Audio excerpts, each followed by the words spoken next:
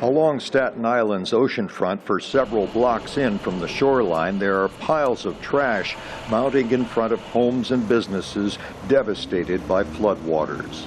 And I don't know if they will or not, but the fastest way to do it is to prove that your insurance won't cover it. Workers from the Federal Emergency Management Agency, known as FEMA, are providing displaced people with temporary shelter and explaining procedures for filing claims.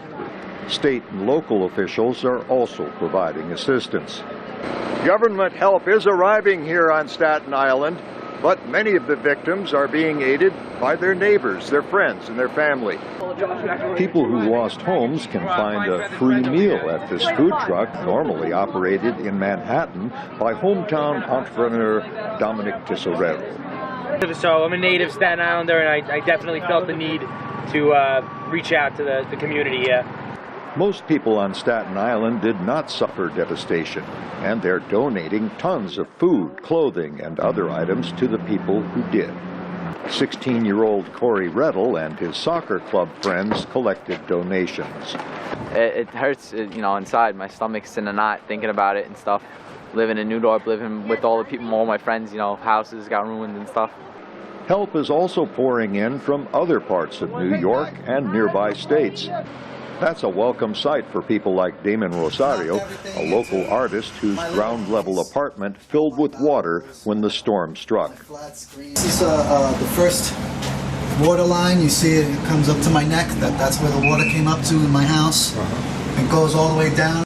Rosario lost all his furniture, appliances, clothes, and precious mementos, including some family photos and childhood artwork. All my early stuff that from when I was growing up, my first experiences with art, my first things that I did, they're all gone. They're all gone. Too small? That's too big, fine. right? Yeah, Damon Rosario has a place to stay with relatives and clothes to wear thanks to these women bringing him donations from a nearby church. He says this disaster has provided both grief and inspiration. Right now, if you look around the neighborhood, you're seeing the best and the worst of what can happen to people.